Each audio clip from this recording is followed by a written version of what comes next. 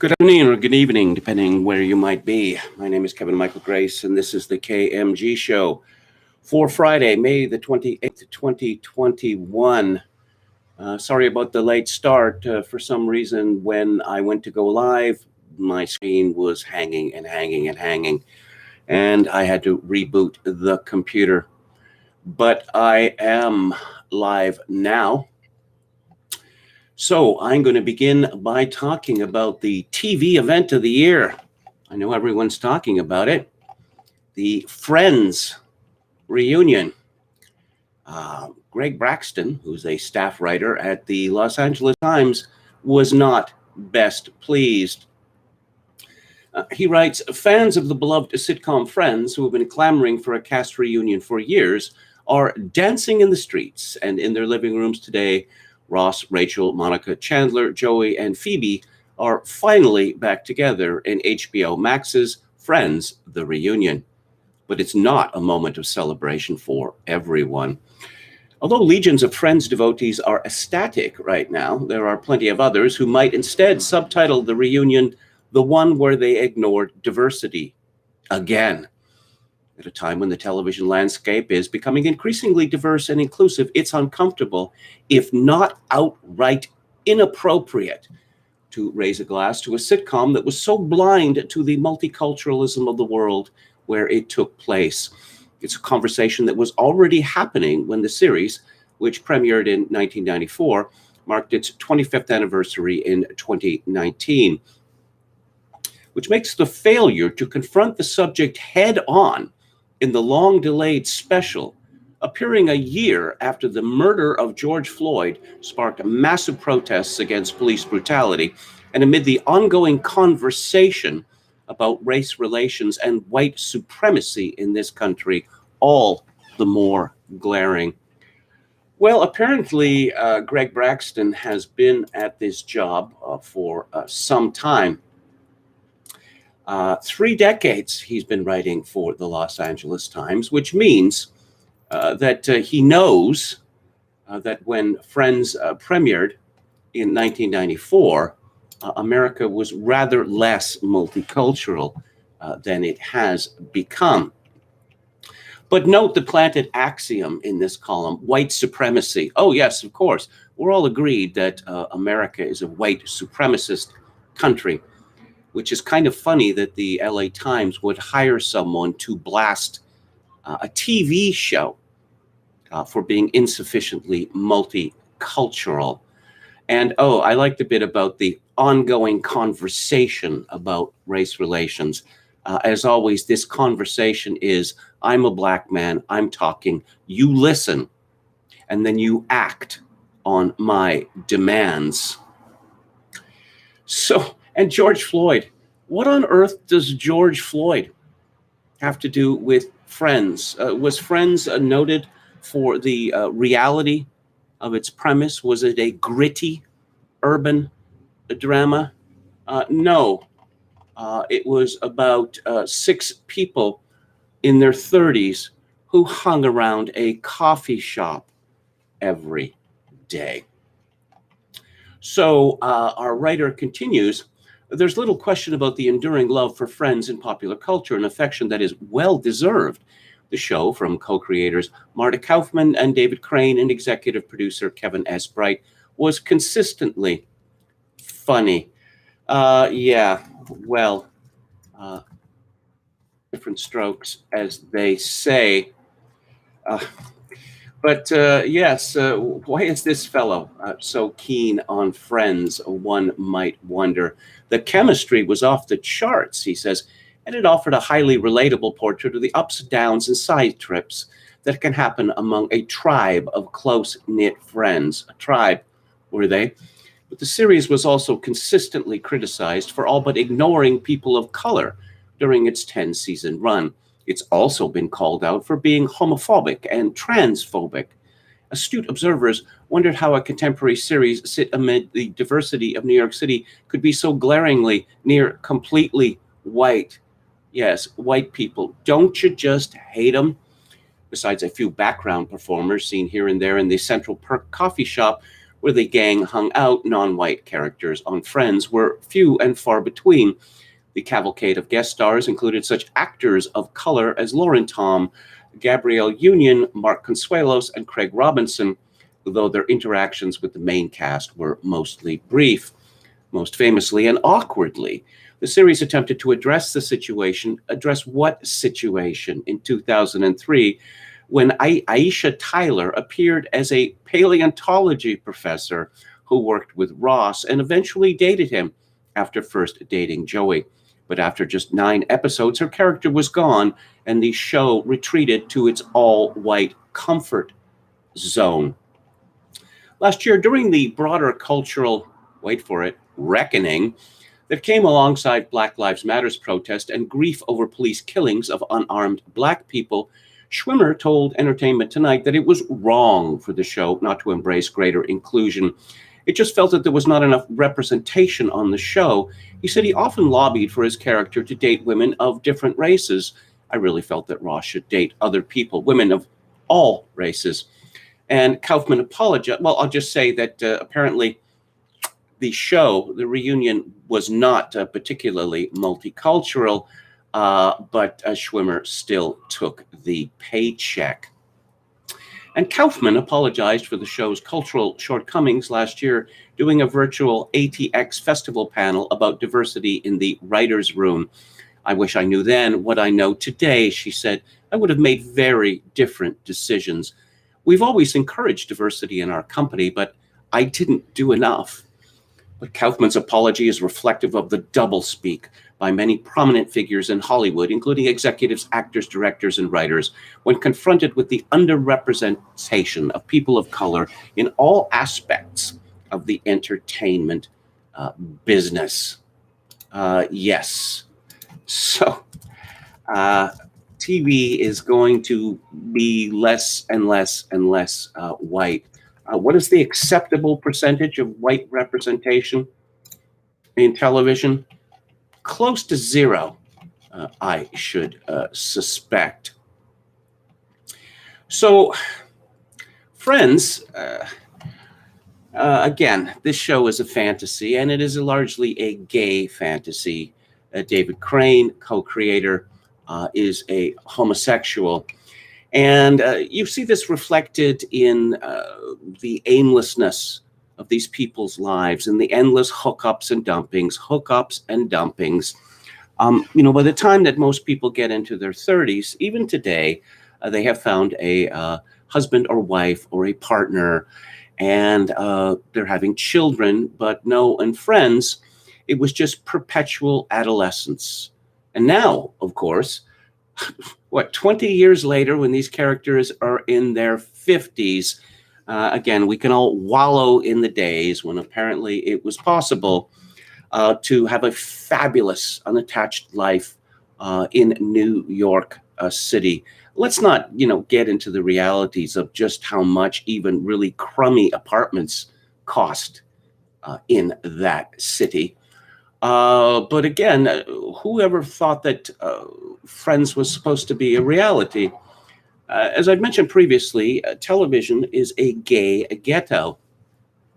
And let's look at Sex and the City, which of course is being rebooted as well, which was created by Darren Star, another homosexual.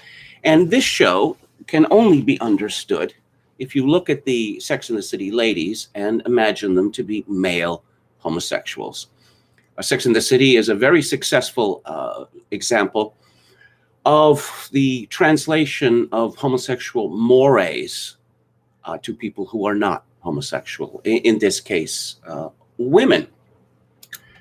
So, from Breitbart, we learn from an Alano Mastrangelo that China's top streaming platform censored roughly 6 minutes of content from Friends: The Reunion.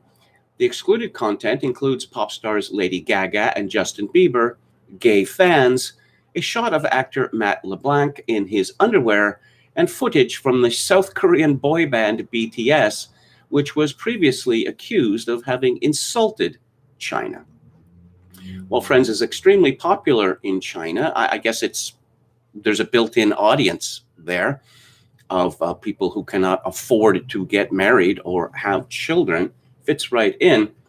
All three of the nation's major streaming platforms, iQIYI, Alibaba's Youku, and Tencent Video, had entirely cut appearances by Gaga, Bieber, BTS, as well as other scenes, according to Variety. While some shared their dismay on social media, others expressed their support for the censorship, arguing anyone who has spoken ill of China should be banned. Last October, BTS offended Chinese nationalists by omitting the so-called sacrifices of Chinese soldiers in the Korean War in an acceptance speech for a prize celebrating the band's contributions to U.S.-Korea relations, reports Variety. Lady Gaga has become persona non grata in China after meeting with the Dalai Lama. As for Justin Bieber, the pop star first faced backlash in China in 2014 after photographing himself visiting Tokyo's controversial Yakasuni War Shrine. Yes. And we learned from the Daily Mail that I suppose this is a halcyon era of TV comedy because all the old shows are being rebooted. In other words, Hollywood has completely run out of ideas, so let's celebrate that. Andrew Bullock writes, this week's Friends reunion has not only taken us for a stroll down memory lane to Central Park, it's prompted us to relive an erstwhile era in TV that many would gladly welcome back. The nostalgic special saw the comedic sextet we loved and clearly still love get together and chat about the series that had a mammoth impact on the zeitgeist of the start of the 20th century. And the mid-1990s to mid-2000s, when Friends was on the air, was truly a golden age in American sitcom. Yes.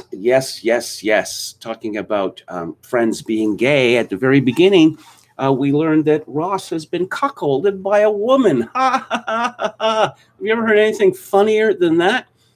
And his wife takes the baby away. She's pregnant at the time. It gets even funnier. So Friends, Frasier.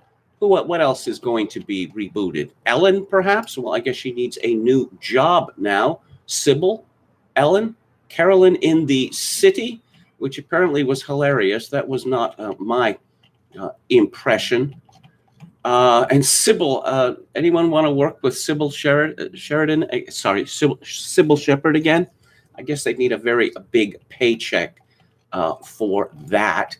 Perhaps Roseanne could be booted. No, Roseanne is an unperson now. Ooh, Third Rock from the Sun. Just shoot me. Yeah, we're really digging deep now. I see a fair number of commercials for shows on other networks. I suppose, a lot of companies own a lot of TV networks now. And I've seen several times a commercial for a show called Why Women Kill. And I had never heard of this.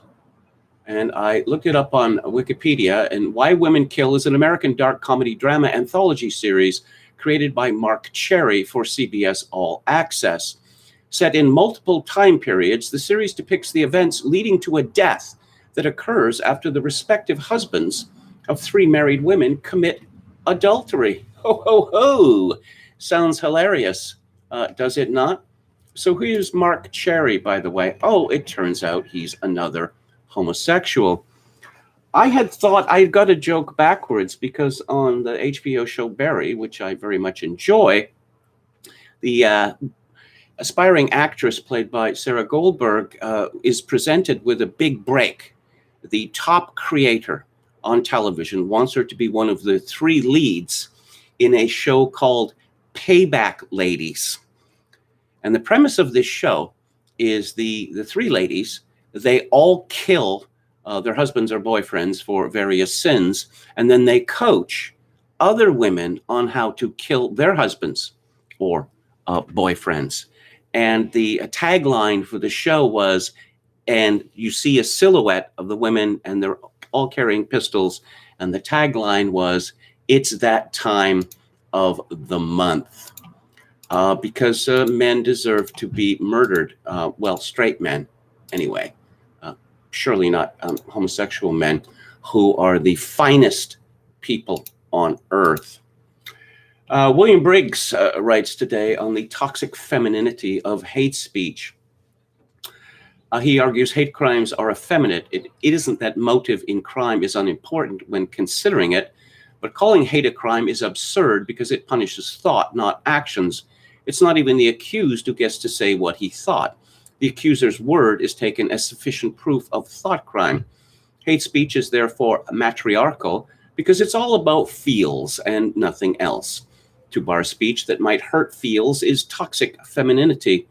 The University of Wisconsin Oshkosh, yes, that august body of learning, is banning speech deemed by the ladies insulting or demeaning. All members of the university have a responsibility to promote and a right to expect an environment that is free of harassment and free of insulting and demeaning comments and epithets based on race, ethnicity, gender, religion, sexual orientation, age, disability, military status, socioeconomic status, family status, or political views, and consistent enforcement of federal, state, and university protections against discriminatory treatment, yet is free from any official speech codes. Yeah, I'm sure that Trump supporters are welcomed with open arms at the University of Wisconsin Oshkosh and are never exposed to speech which might be insulting or demeaning. Briggs comments, only women and male effeminates would believe or even come within a mile of believing they have a right to expect an environment or even their personal selves free from insulting and demeaning comments. Yes, as I've said for quite some time, life can be considered a concatenation of microaggressions. Does anyone go through a single day of their lives without some sort of aggression of being leveled at them? No, I don't think so, but apparently we're going to undertake the totalitarian project of banning meanness. So, yes, and back to George Floyd, because George Floyd is not just an American hero. He is apparently a universal hero, an icon, a saint. Michael Tracy writes on Substack, I'm still technically on a respite from social media and the posting grind, but can't resist momentarily indulging this morning. Being in England at the moment, I have observed an unusual amount of attention paid to the one-year anniversary of the death of George Floyd. There was a whole segment devoted to the subject in last night's edition of Question Time, the flagship BBC panel discussion program. I also saw a segment on Newsnight, the flagship BBC nightly news show, and similar segments on Channel 4 and ITV. How this death in Minneapolis, Minnesota, became of such acute concern to the citizens of the United Kingdom is an interesting question. It's hard to imagine a comparable violent death in, Bristol, even being noticed in the US, much less being commemorated a year later. The two apparent conservatives on the Question Time panel, Grant Shapps MP and Tom Newton Dunn of The Times, did not even bother questioning the premise of why they were being asked to reflect on what we have learned since the death of George Floyd. Why would Britons have to learn anything about this police-caused death in America? There are barely any relevant parallels between US and UK police culture and/or laws governing use of force. And yet, rather than object to what's really kind of a cultural imperialism being foisted upon them by foreign activists, even these conservatives seemed rather inclined to act like wet noodles. And there is a picture here of a very large and hideous mural that Tracy says I randomly happened across in Brighton. According to recent data, blacks account for 1.5% of the local population. I wouldn't doubt that these residents have issues worthy of public attention, but I would strongly doubt they're analogous to issues that animate BLM in the US, such as police killings. Yes, and we've seen exactly the same thing in Canada. What on earth did the death of George Floyd have to do with Canada? Nothing. As I never tire of reminding people, Black people are, for most of Canada's history, were simply a footnote.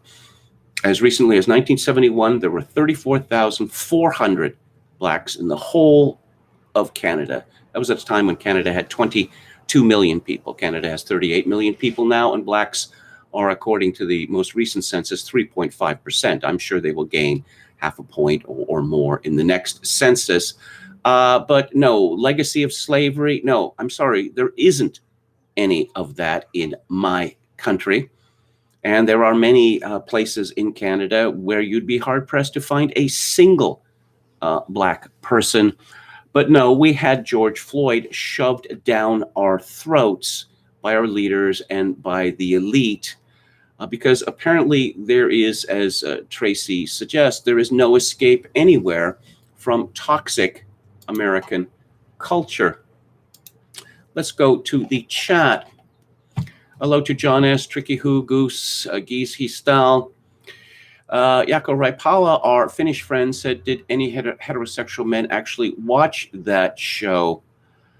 What? One of the founders of the American Conservative has gushed about Friends, calling it something like a cultural milestone of his generation. It is my proud boast that I've never seen an entire episode of Friends from start to finish. I have seen pieces of it, and what I saw was either inane or depraved. Church of Entropy says you have 4 other instances of this stream. Well, let's hang on just a second here. I'm sorry about that, because I had to keep trying to get the stream working and it wouldn't work. There's only one that appears on the KMG show homepage under videos. So I don't know what's up with that. Jason Bryan said, I can't believe what Joe Biden said today about a child in public. Well, what did he say? GC Style says, a diatribe over a mundane comedy show from 25 years ago. Well, my discussion of Friends is what they call meta, okay? Because I don't think that Friends is very important, but a lot of people do. And it's been decided that the Friends reunion is an important cultural event. And since I'm interested in culture, that doesn't mean, or popular culture, that doesn't mean that I approve of it. Anron says the same could be said of Seinfeld, Kevin. The same what? You know, it was a running joke on Seinfeld and later on Curb Your Enthusiasm, and so this was coming from Larry David, of this trouble with minorities. And what? Hispanic man furious at Jerry, a Chinese person delivery man furious at Elaine, and it went on and on and on. Oh, another Chinese mailman flipping out because Jerry asked him if he knew of any good Chinese restaurants. And the mailman started screaming, oh, because I'm Chinese, you think I know the best Chinese restaurant? And Jerry said, I asked because you're a mailman in this district. And then later, Jerry tied himself into knots, attempting not to use well-known phrases which could be considered offensive to American Indians. But as I've noted, on one of the channels, when Seinfeld reruns are played, there is a very lengthy disclaimer before it begins, leading one to the impression that the show is absolutely toxic. Yako Raipala says, WTF, I love Chinese censorship now. Aslan says, Erdogan's censorship of social media looks better every day. Sex and the City, oh goody, will get Canadian media scramble for Kim Cattrall interviews. She is not taking part in the reunion. Apparently, she had a spat with Sarah Jessica Parker. Again, that I had a girlfriend who loved that show. I would absent myself from the room when it was on, but you know, one picks up bits. and Carrie and Mr. Big. This is just a gay fantasy. Pick me, pick me, pick me. You know, I'm ugly and old and not very pleasant, but no, of course, Mr. Handsome Successful is going to pick her. Okay, what else do we have here? Moonlighting Reboot. What have we learned? That people are stupid, says Aslan. That their lives were aimless, etc. Oh, yes, about Seinfeld. Well, that was part of the joke. Again, it was meta in that respect. That the show, you know, had aimless characters, and they dealt with that. And it was a show about nothing. So they decided to make up a fake show called Jerry, which was supposedly a show about nothing. Okay. Oh, no, Kevin, I was referencing the article, author of the article, writing the diatribe, not your coverage. How about Frasier? This is a show set in Seattle where there are not very many black people. The black people there appear to be angry. Was there anything about politics on Frasier? Now, having worked in radio, I can tell you that everything about radio on that show was false. We have the character of Roz, who is called a producer. She is not a producer. She is called what they call in radio an operator. She just pushes buttons and plays cartridges, you know, of commercials. People like that in radio are paid almost nothing. Almost nothing. My sister had that job at CJOR in Vancouver. And so these people have to have a bunch of other jobs. People typically take jobs as operators because they want to get into the radio business. And I can tell you, in radio, if you are not in AM drive time or PM drive time, you are earning nothing as well. And yet we see that Roz has a rather fabulous pad. And apparently she can even pay for a baby. No, but of course, one is not looking for realism from a show like that. Oh, yes, someone mentions Cheers, but of course, Frasier itself was a spin-off from Cheers. Gameston says, I loved Frasier, but I'm not surprised the radio part is totally inaccurate. Kelsey Grammer's character, he talks to mostly women about their problems on the air, and he has this rich, dark, mellifluous voice, and we're supposed to believe that this man cannot get a date. Anyone in the media has no problem in that regard. And again, if your whole shtick is helping women with their problems, I'm listening. That was his catchphrase. That guy would be catnip to women. Anyone's ever watched the show? You ever notice what a cad he was? Frasier? He was constantly, hooking up with women and then, running away from them, pretty much ghosting them. So here is a story from the New York Times, and there is just, we could file this under, it's also tiresome, part 39,322. It's the media's mean to moment. Stop yelling and go to human resources. This is by Ben Smith. For 20 years, the WNYC radio show On the Media has been the sort of place where the host's on-air repartee makes it a fun listen, while their off-air screaming matches send producers diving for cover. But times are changing. During a meeting last June, a producer suggested that the show, which was hosted by Brooke Gladstone and Bob Garfield, do a segment on whether the media's coverage of climate change had overlooked minorities. Does anyone listen to WNYC, and what kind of people would they be?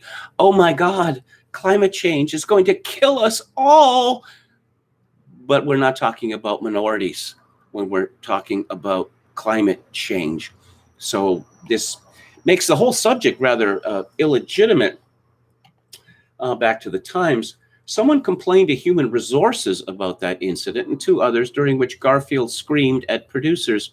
Garfield was told by management that if it happened again, he could be fired. Then this spring, Garfield suffered a shoulder injury. During a virtual meeting with his colleagues, he said he'd needed surgery sooner than planned. He said he then faced 15 minutes of what he viewed as bullying from Gladstone and their executive producer, and which they viewed as him bullying them, according to a spokeswoman.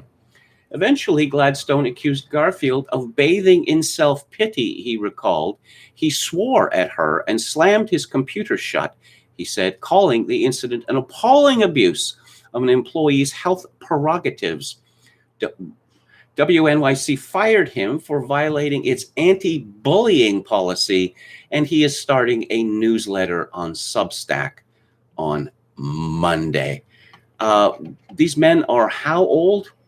Brian Lehrer looks to be, in his 50s or perhaps even 60s, and he's moaning about bullying.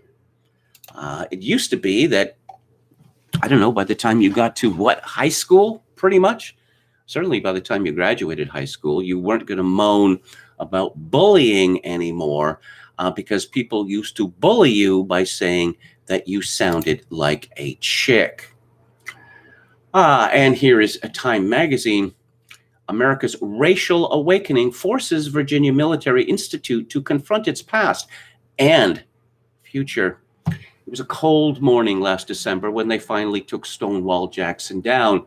No ceremony was held, no protesters gathered, snowflakes swirled in the air.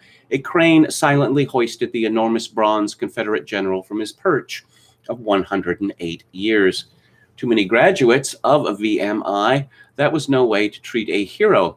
In a Facebook group for the VMI spirit, alumni mourned the erasing of their cherished history. One called it ethnic cleansing. Several vowed to write the school out of their wills. Shame on you, low-life PSOS that were involved in this decision, another man wrote. May you be haunted nightly by the sons and daughters of Virginia that fought and lost their lives in the war between the states. Well, apparently there's a few people around who are not effeminate, and that is glad to hear. So, I've talked about Osama bin Laden and his very useful metaphor of the strong horse and the weak horse. And his argument was that Islamic militancy would win, would triumph over the great Satan because it was a strong horse and the great Satan was a weak horse. Well, it would appear that our immigrants, even the ones called model minorities, have paid attention. Steve Saylor writes, I've been struck by the recent abundance of young Asian women op-ed writers seeking attention who have studied the hot buttons of op-ed editors with the diligence that they previously studied the hot buttons of college admissions staffers. In that regard, Oranacha Jumriornvong is an up-and-coming name to remember. So she had a piece in the Washington Post yesterday. She is described as a third-year medical student at Icahn School of Medicine at Mount Sinai. 3 nights after I was assaulted, I was still haunted. I dreamed of pacing toward the hospital where I work as a medical student. I dreamed of the man's words, Chinese virus, as he kicked and dragged me, and I dreamed of the bystanders' uncaring gaze. I had studied these symptoms in others: hypervigilance, avoidance of associated stimuli, intrusive re-experiences, and distress. My psychiatrist eventually diagnosed me with acute stress disorder. So you already had a psychiatrist before this alleged incident, which is quite revealing. A precursor to PTSD that lasts from 3 days to a month after experiencing a life-threatening situation. As with many victims of anti-Asian assault, not all my wounds were visible. I usually call my family in Thailand every day, but couldn't for 3 days after the assault. I did not dare shatter our American dream. Our American dream? What you mean by our, Kimosabi? With the lived experiences as opposed to the unlived experiences that many Asian Americans and immigrants face in this country. My father, who dreamed of reuniting with me after my medical training, finally contacted me after my radio silence. My family is not the type to show affection with words, but through the years, I could feel their love through a simple question: have you eaten? Yes, I lied. Unable to lie to him completely, I added before hanging up, Auntie's food is coming soon. Is she expecting us to believe that she did not eat for 3 days after her mugging?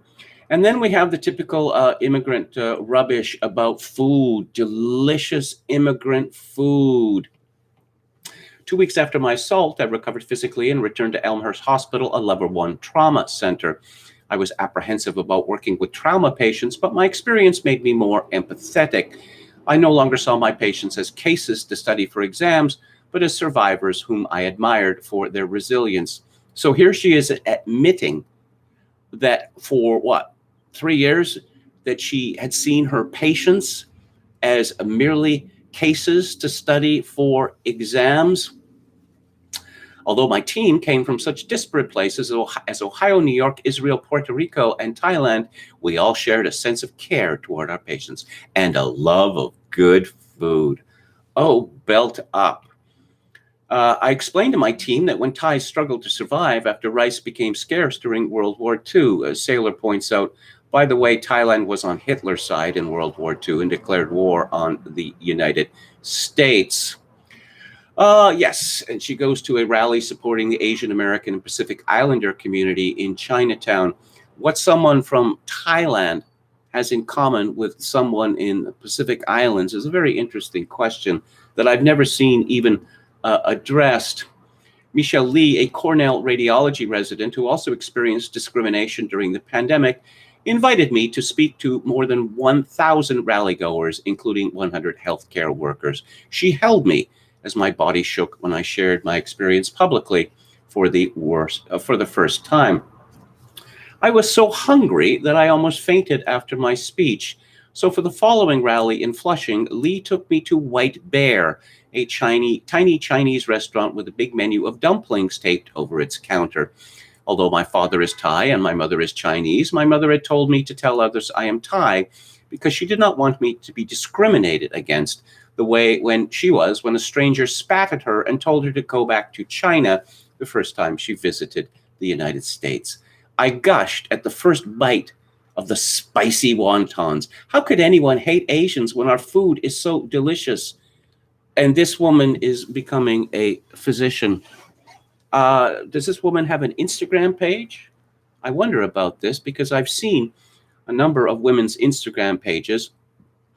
And apart from, those who are showing off their body or their body modifications, the other type of Instagram pages for women are women showing you pictures of the very expensive meal that they had that night, or showing you pictures of the very expensive bespoke cocktail that they had that night. In other words, my life is better than your life. So, earlier in the Washington Post, another piece by this woman.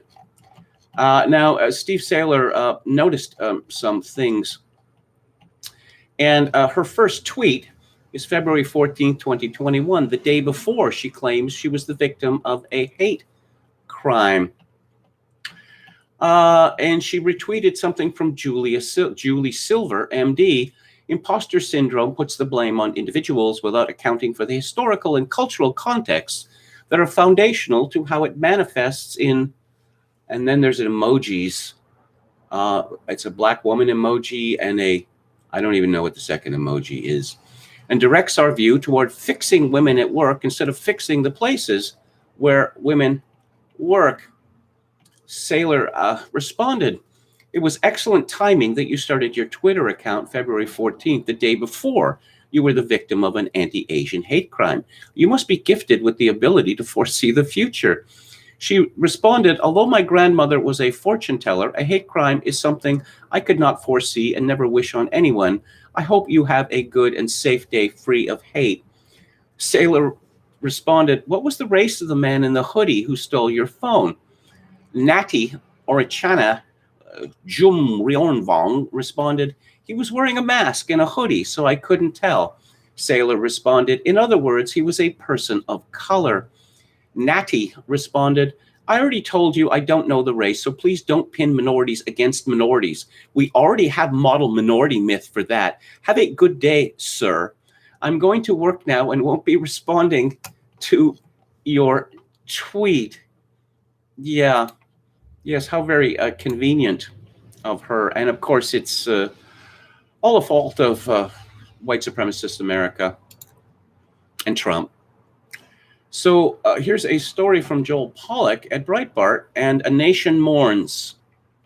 Black Lives Matter co-founder Patrisse Cullors resigned on Thursday following controversy about her personal wealth, though she and the Black Lives Matter Global Network Foundation, BLMGNF, denied that that had anything to do with it. The BLMGNF announced that Patrisse Cullors would be transitioning from her role. How long has that word been used, transitioning, instead of just leaving? And named 2 senior executives to support the organization. Cullors leaves BLMGNF in a strong position to support grassroots art, culture work, and policy work that invests in the future of Black lives. During her tenure, Cullors helped the organization reach several milestones. Last month, real estate website dirt.com reported that the 37-year-old social justice visionary, Cullors, also known by her married hyphenated surname, Khan Cullors, had bought a $1.4 million compound in the LA enclave of Topanga. The New York Post reported that the Topanga home was one of 4 Cullors owned, which included a Georgia ranch with an airplane hangar. Cullors, like many other prominent Black Lives Matter leaders, is a trained Marxist. The revelations prompted more protest from activists and spurred calls for an independent investigation of the movement's finances. Cullors said she bought the homes to support family and replied that she had never taken a salary from BLMGNF and that she had other sources of income from her work as a college professor, as a TV producer, an author, and a YouTube content creator. She added, organizers should get paid for the work that they do. They should get paid a living wage. And the fact that the right-wing media is trying to create hysteria around my spending is, frankly, racist and sexist. I don't know. Perhaps her resignation might have something to do with my next story, which is from yesterday, the National Pulse by Natalie Winters. Black Lives Matter co-founder Patrisse Cullors called for the end of Israel at a 2015 panel hosted at Harvard Law School. Unearthed by the National Pulse, the clip comes from a panel entitled Globalizing Ferguson, Racialized Policing and International Resistance, hosted by the prestigious law school's human rights program.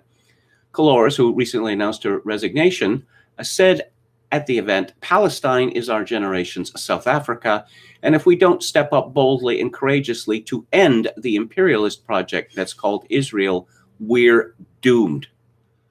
How does this affect Black people in the United States one way or the other?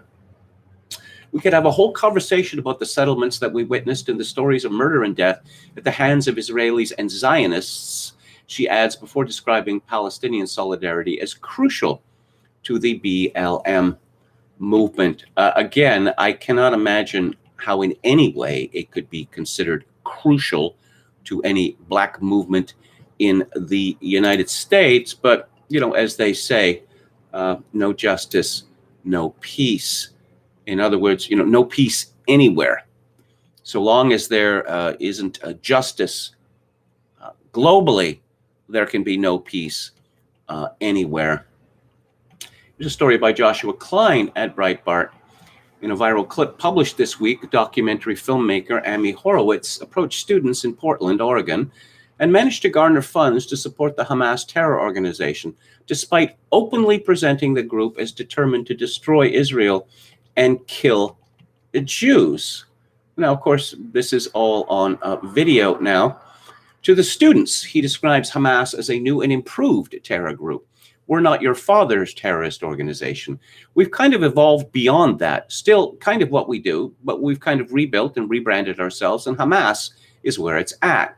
We're kind of like the next level BDS. It's like there's BDS and we're like BDS plus. We just want to get rid of Israel. It's for the Palestinians. We're looking for to destroy Israel. We don't just want Gaza. We want to have all of Israel, he tells yet another student. At one point, he clarifies the violent intentions of Hamas, though it does little to deter students he approached. We want to fund operations against Israel, and the type of attacks we're talking about are cafes and schools and, soft targets. Hospitals, shopping malls, and schools and places of worship. This is the kind of stuff we're talking about. Expressing the need to fight back against the oppressors, Horowitz also tells students that suicide bombers are all we've got. Yeah. I think there's two kinds of opposition to the state of Israel. Israel is not a multicultural nation, and this is a terrible sin. It is a Jewish homeland, and the world must be multicultural. It must be made that way by force. Now, when we're looking at Muslims who have come to the United States and Canada, I think that these protests against treatment of the Palestinians are merely a proxy for their Jew hatred, which is off the scale. I mean, there's no other way to describe it. Yes, and from my own home city of Victoria, and there's a picture here of Royal Athletic Park, which was a block away from where I lived for 10 years, and it was about half a mile from where I'm sitting right now. Canadian Imam Yunus Kathrada, Muslim enmity toward the Jews is just and logical. We hate the Jews because of their disbelief in Allah. And yes, there he is speaking in the park. The park is directly across the street from Victoria's mosque. Previously, on Fridays, Muslim religious services were celebrated in a home, and somehow they got permission to build a mosque there, despite the fact that there is no parking available. And that is not something that any other group, not a privilege that any other group, religious group, would be granted in my city, or probably any other. Hang on, I'm just going to bring something up here.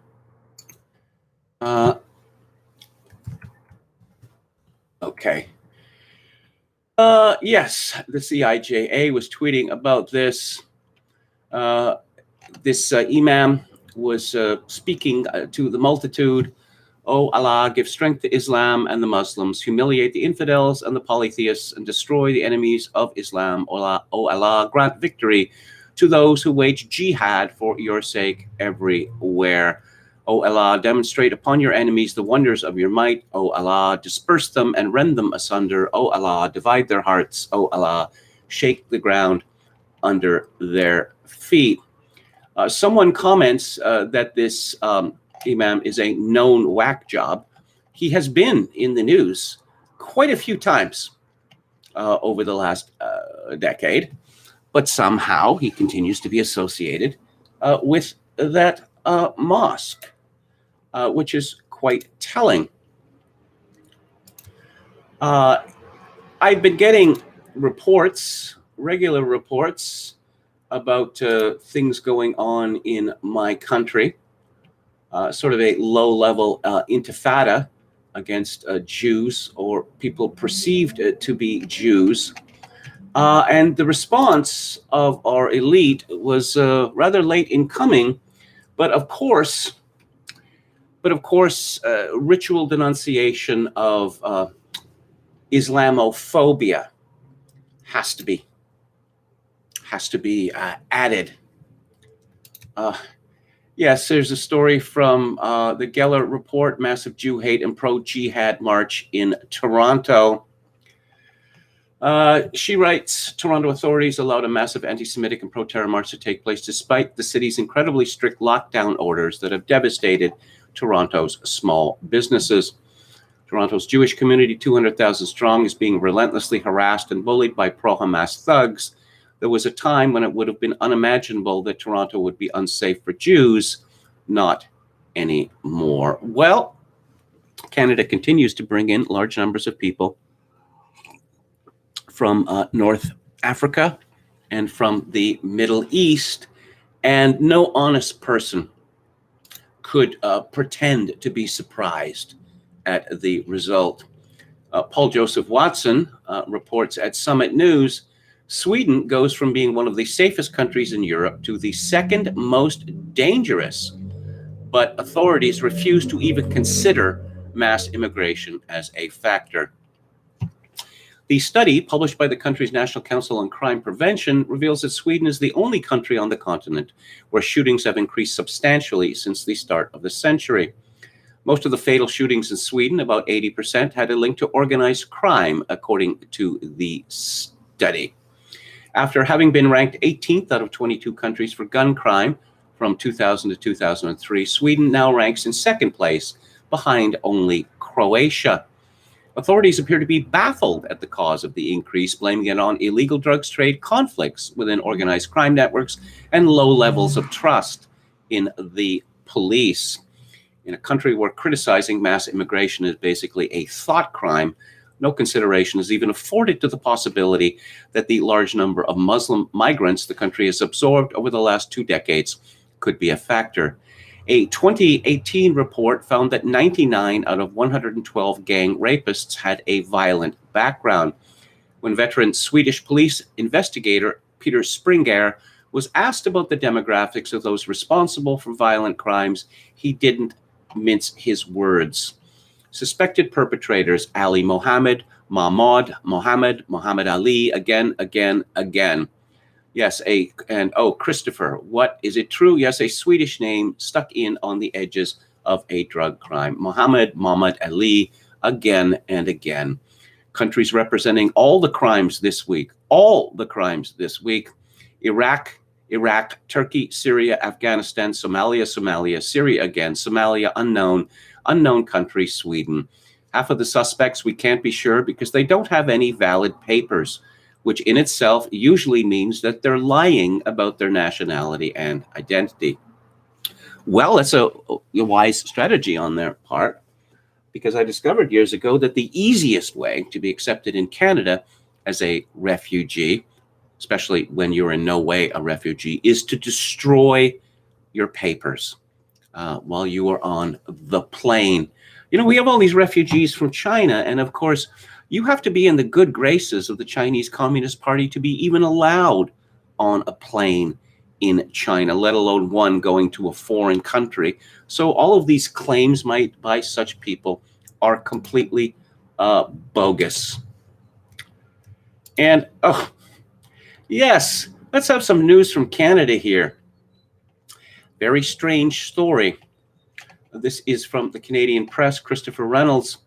Liberal MP William Amos urinating while on camera during virtual proceedings was shocking, reckless, and in contempt of the House of Commons, the Conservative said of his second Zoom lapse in less than 2 months.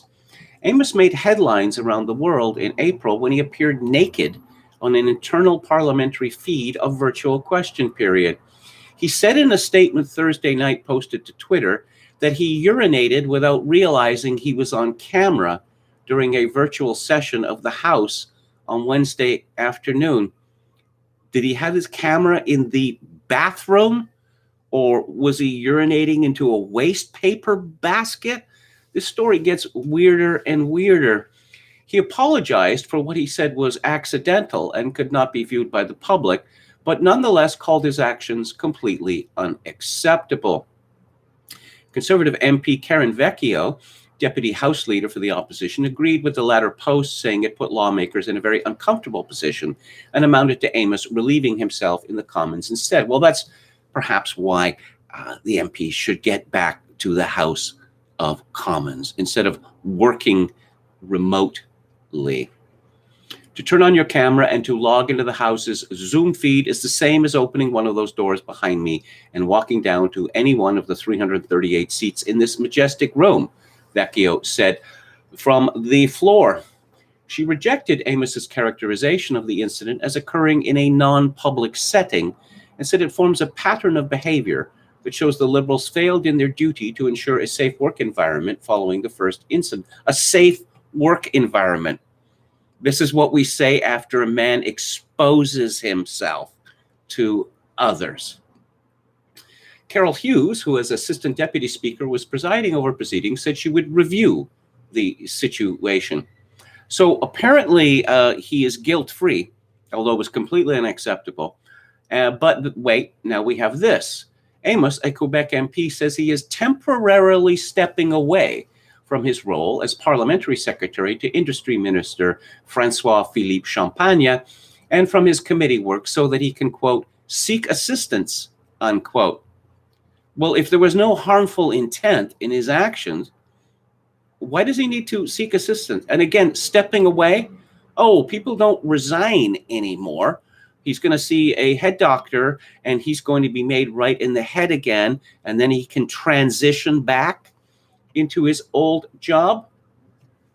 Like the incident 6 weeks earlier, Wednesday's blunder furnished blush-inducing headlines abroad, including on CNN, BBC, The New York Times, and The Guardian. After last month's embarrassment, Amos said he was changing his clothes following a jog and did not realize his laptop camera was turned on. Oh, and the Liberals turned this against the fellow who reported it. Bloc Québécois MP Sébastien Lemire later apologized for taking a screenshot of the moment, saying he had no idea how the photo quickly made its way to the media and wound up circulating online around the globe. Oh, yes. I suppose Amos would have preferred to be in a situation where someone could say this fellow appeared naked during a House of Commons meeting, a virtual one. No. Do you have any evidence of this? That's why people take screenshots. Again, NDP leader Jagmeet Singh said Amos's actions were inappropriate, but cautioned that explicit images should never be shared without permission, as they were last month. I wish him the best, and I hope that he gets the help that he needs. Oh, I see when MPs expose themselves to others, it's not a crime. It's not a sex crime. It's a mental health issue. Oh, man. Tumblr, the country. Let's see. Famous Amos, says Dan. Aslan says they deserve it for electing the same people over and over. Steve says, Highness Amos. Gotcha Roulette, very interesting, says Chogokin 666. If you leave your door open, thieves will come in, says Aslan. Yeah, okay. I didn't know my camera was on. Really? Really that stupid? You see, you've all seen the meme of Mark Zuckerberg with a piece of tape over the camera, built-in camera, in his laptop. Okay, what else do we have in the chat? Head McNeck says there's been a minority intifada against whites for decades in Western nations, and as Barbara Specter so eloquently stated, Jews will be resented for our leading role. Well, this is very clearly a hubris meeting nemesis situation, because to my utter amazement, organized Jewry has been in the forefront of bringing Muslims, millions of Muslims, to Canada and the United States. It makes no sense whatsoever. You want to bring your deadly enemies into where you live? Again, it's absolute madness. Okay. Let's talk now about scientism, which seems to have run into some trouble. This is Jim Kunstler's Friday column, National Horror Story Hour. Questions du jour. Can the U.S. government make itself even more untrustworthy? Has it become an enemy of the people? Just wondering. What would be worse, actually, is if we learn that American culture is untrustworthy, since politics is downstream of culture. It would be the equivalent writ large of a human personality at war with itself, unable to trust its own thoughts and actions, which perhaps explains the seeming psychosis raging through our society at the moment. The hallucinatory delusions of the day are exactly what you'd expect in the kind of personality undergoing a psychotic stress fracture, like the character Norman Bates in Hitchcock's classic horror movie Psycho. Poor Norman, or Mr. Bates, as Hitch playfully had the other characters call him, developed the unfortunate habit of dressing up like his deceased mother and slashing to death any other female from whom Mr. Bates had impure thoughts. That was the 1960s version of the transsexual story hour. We've come a long way, baby, since those innocent days. In today's day, another part of the collective personality is suddenly coming apart. Science, or the science, as the lingo has it these days, the science is the system of hypotheses and proofs that normally plays the hero's role in the task of determining reality, especially about things that are dangerous to mankind. The science is supposedly behind what we know about the COVID-19 pandemic that has turned America and much of the whole world upside down. The science has become so untrustworthy that an awful lot of people harbor suspicions that it has been running a number on them for the past year. In the early going of the war on COVID-19, the science told its soldiers, the doctors, to jam ventilators down patients' throats. Whoops, that didn't work so well. And I can't read the next sentence because I will be kicked off Twitter. But the science told New York Governor Andrew Cuomo to stash COVID-19 infected patients in nursing homes. The science told everybody don't bother with masks, then to definitely wear masks, then to maybe not wear masks, then to wear double masks, then to get vaccinated and wear masks. Golly, what to believe. Some people began to think that the science was full of shit, which is, let's face it, a dangerous thought, and something which, thank God, Facebook, Twitter, and Google corrected for us. One thing the science remained adamant about for a whole year was that COVID-19 did not come from the Wuhan, China Institute of Virology, where and to which it just happened one of the U.S. government's knights of the science, Dr. Anthony Fauci, was funneling U.S. taxpayer-funded grant money for the purpose of doing gain-of-function research on exotic bat coronaviruses. Gosh, why would you even do that? Doesn't gain-of-function equal make it more deadly? Supposedly to gain knowledge so that mankind will be prepared to fight the emergence of deadly bat viruses that somehow manage to sneak into the human population at some future date. These things can happen, you know. We've already tangled with bird flu and swine flu, so deadly bat flu could hardly be out of the question. Of course, one of the dangers when you are playing with deadly respiratory viruses in a lab is that lab workers might inhale a virus or two and become infected with a specimen that the science has engineered to be especially troublesome. But that was very unlikely, maintained Dr. Anthony Fauci, chief science advisor to the president. Until this month, when Dr. Fauci conceded to a Senate committee that perhaps an investigation was warranted to find out if, perchance, COVID-19 escaped from the Wuhan lab. Since it turns out the Wuhan lab was such a sloppy-ass operation that its level of safety was comparable to an ordinary dentist's office. It also turns out, according to a Wall Street Journal report this week, that 3 Wuhan lab workers did indeed need to be hospitalized in November 2019, which was around the time the bug got loose among the civilians of Wuhan City, while Chinese tourists and workers were still winging around the world on airplanes by the tens of thousands, prompting one to wonder whether also, perchance, this was something that the CCP wanted to happen. Quien sabe?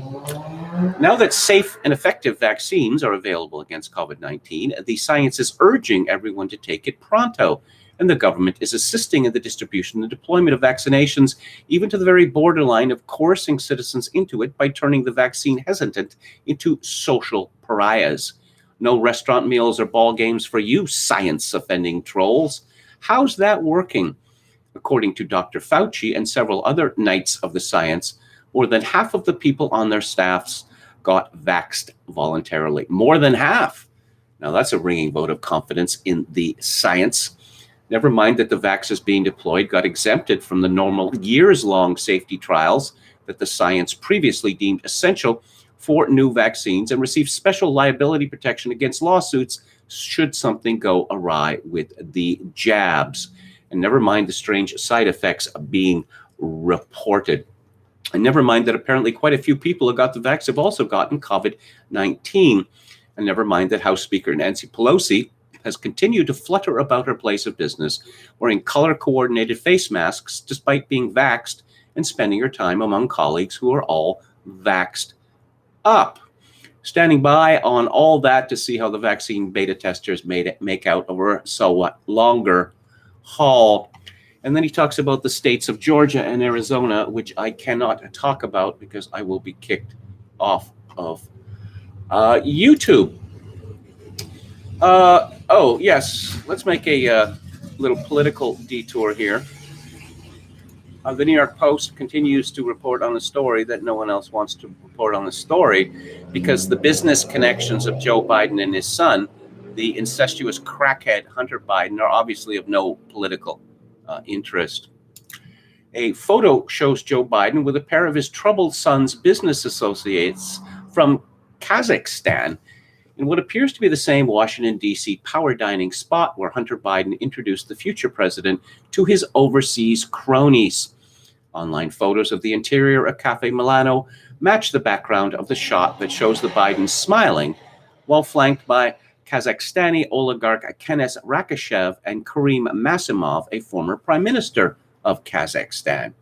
Meanwhile, President Biden was described to the Post as a regular at the restaurant, which touts itself as where the world's most powerful people go. Hunter Biden worked with Rakishev, who has family ties to the regime of former Kazakhstan President Nursultan Nazarbayev, to find U.S. investments for his $300 million plus fortune between 2012 and 2014, the Daily Mail has reported. But once again, nothing to see here. Again, the business dealings of the President of the United States. Apparently, the fact that Donald Trump was in talks to have a Trump hotel at one time in Moscow, this was earth-shaking news. But Hunter and Joe Biden's adventures in Kazakhstan, the Ukraine, China, Baltic countries is no interest whatsoever. And this story, well, I guess it has broken out. They're not going to put that genie back in the bottle. From Lee Brown at the New York Post, scientists at Wuhan lab in COVID probe admitted being bitten by bats. Scientists at the Chinese lab, eyed as a possible source of the coronavirus pandemic, were previously filmed getting bitten and spattered with blood while handling bats without protection. The state-run TV footage showed researchers at the Wuhan Institute of Virology disregarding gloves, masks, and other PPE while handling bats and collecting feces in the field, Taiwan News first noted. In one section, virus expert Kui Ji related how a bat's fangs once went right through his glove, describing it as feeling like being jabbed with a needle. The video, first broadcast in China on December 29, 2017, then cut to a person's limb badly swollen from an apparent bat bite. Scientists also admitted getting spattered with blood during the research.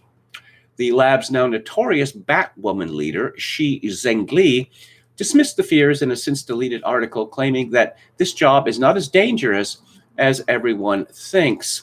The odds of directly infecting humans is very small, she reportedly wrote before her lab became the focus of worldwide attention.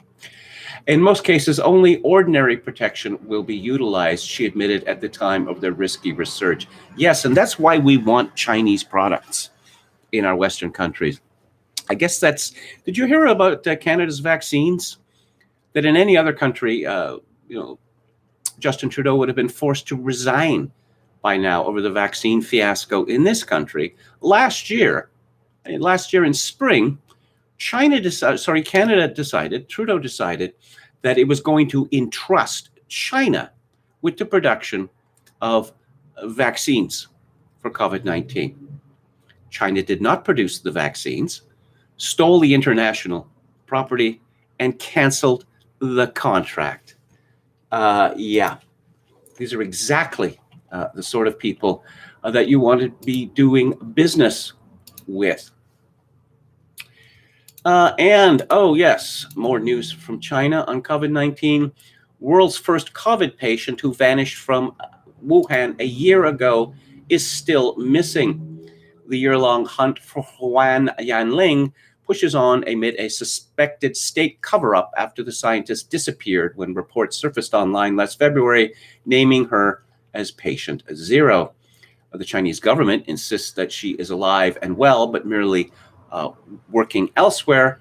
However, they have refused to produce the body, alive or dead. And the Daily Mail claims a bombshell report. Is this finally proof COVID did leak from Wuhan lab? The sample with a 96% match with the virus, a young medic's damning findings, and a bat cave trip that killed 3 miners, the Mail dossier that can no longer be ignored. There can't be many jobs more hellish than that given to 3 Chinese miners in the mountainous province of Yunnan in April 2012.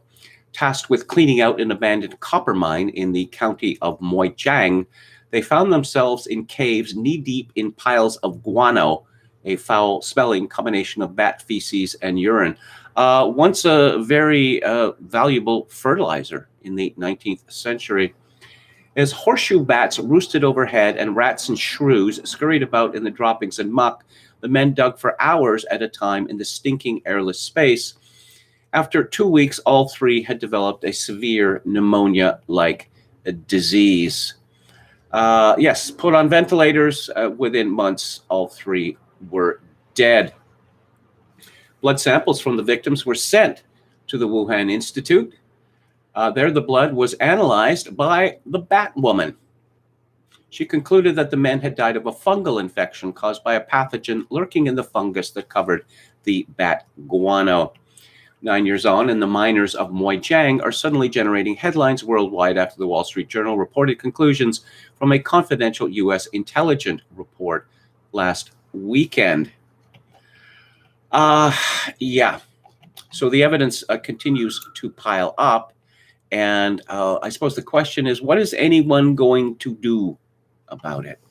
Well, I suspect that Canada is going to do absolutely nothing about it. The Chinese kidnapped 2 Canadians, and the Canadian response is, golly, China, could you please release them?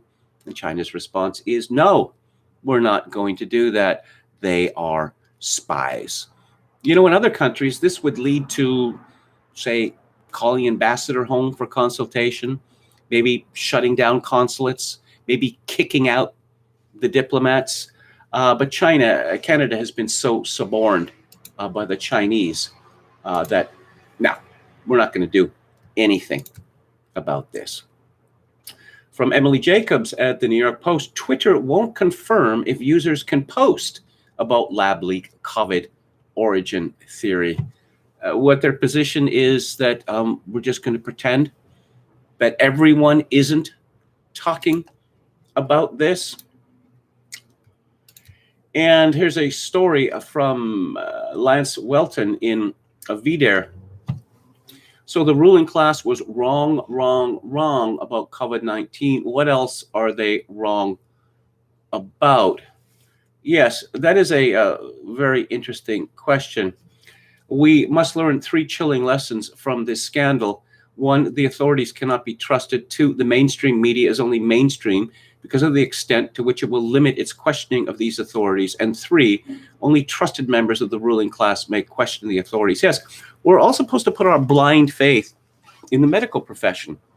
Is this the same medical profession which for decades has been drugging boys with Ritalin for the crime of being, overactive, thus introducing them to, mind-altering drugs at a very tender age? How has that worked out? Is this the same medical profession which for decades ran a hysterical campaign against saturated fat, thus helping to kick off the obesity epidemic in the United States? Is this the same medical profession? They used to cut out parts of people's brains who were deemed too troublesome. The same medical profession who for decades routinely gave electroshock treatment to homosexuals Yes, but the medical profession is never, ever wrong about anything. And Nancy Pelosi, of course, continues to wear a mask despite being fully vaccinated, but she is insisting that members of the House of Representatives who are fully vaccinated must wear masks as well. Freedom Caucus, this is Jacob Bliss in Breitbart. Freedom Caucus Chairman Andy Biggs, Republican of Arizona, sent a letter to Rochelle Walensky, the director of the CDC, Thursday, asking if House Speaker Nancy Pelosi consulted any of the CDC's scientists on continuing the mask mandate in the House of Representatives. Well, I suppose Nancy might respond that she's continuing to wear a mask and others must continue to wear a mask to show that how much they care. Matt Gurney writes on TVO, which is TV Ontario, it just doesn't make sense to reopen schools now. Ontario's public health and political leaders have not earned any benefit of the doubt when it comes to risk management. Risk management, that's pretty funny because what we're talking about here in Canada is risk hysteria. We cannot allow any risk. And I wonder how Matt Gurney ever manages to leave his house because a lot of dangerous things happening in the outside world. You can't eliminate risk from that, can you? Let's take a quick look at lockdown skeptics. ZOE data shows vaccines cut hospitalization risk by 64% once infected, but data on frail elderly is less positive. Positive tests past 4,000 for the first time since April, but COVID deaths stay flat. More than half of Brits have not hugged a friend or relative since the easing of restrictions, new polling suggests. Johnson & Johnson COVID vaccine approved for use in the UK. Yes, ministers signed £21 million renewable vaccine passport contract. Yes, the British government has insisted several times, no, there's not going to be any vaccine passports. But of course, they were lying to you. There's no other way of putting it. And let's take a look at Alec Berenson's Twitter feed. These people who run our societies have made us terrified of shaking hands with other people. Absolutely remarkable. Oh, here's a Six Flags as a teen vaccination night. That's tonight, folks. Hurry, hurry. Pfizer COVID-19 vaccination walk-in clinic, the DuPage County Fairgrounds in Wheaton, Illinois. COVID-19 vaccines are tested, safe, and effective. Get a free ticket to Six Flags with your COVID-19 vaccination, ages 12 to 17. Berenson comments, think of the rails as your arteries and the coaster as vaccine-generated spike proteins, kids. Today, in Great Moments in Panic Porn, the Today Show offers advice from infectious disease expert Dr. William Schaffner. Groups larger than 2 people should not be gathering, and this includes outside. And we see a sign on a highway, an electric sign, stay home, limit travel, save lives. As I pointed out some time ago, a lot of people seem to be really enjoying this. Scott Gottlieb, MD, tweeted, as a Pfizer board member, I had regular updates as company rolled out its vaccine. Decisions about packaging were made to maximize access, rapid delivery against challenge of initially complex supply chain requirements. Comments by former HHS officials today way off base. Berenson comments, as a Pfizer board member, Scott Gottlieb was deep enough in the weeds on his company's COVID vaccine to know of decisions about packaging it. Any update on the potential link between the vaccine and, well, I won't mention it, but I think people know what I'm talking about. Let's see. Fauci once argued for risky viral experiments. This is from the New York Post. Berenson comments, bulletin from Dr. Anthony Fauci. Did I say that? I don't remember saying that. That's crazy talk. Let me check my notes. Hold on, I dropped my phone in the Potomac. Oopsie, such a klutz. Guess we'll never know. Bulletin from Dr. Anthony Fauci. How does this fellow still have his job? Of course, we could ask that about a lot of people. I don't know whether this is related to COVID-19 or not, but the Camille Ahmed at The Guardian is quite upset. Number of smokers has reached all-time high of 1.1 billion, study finds.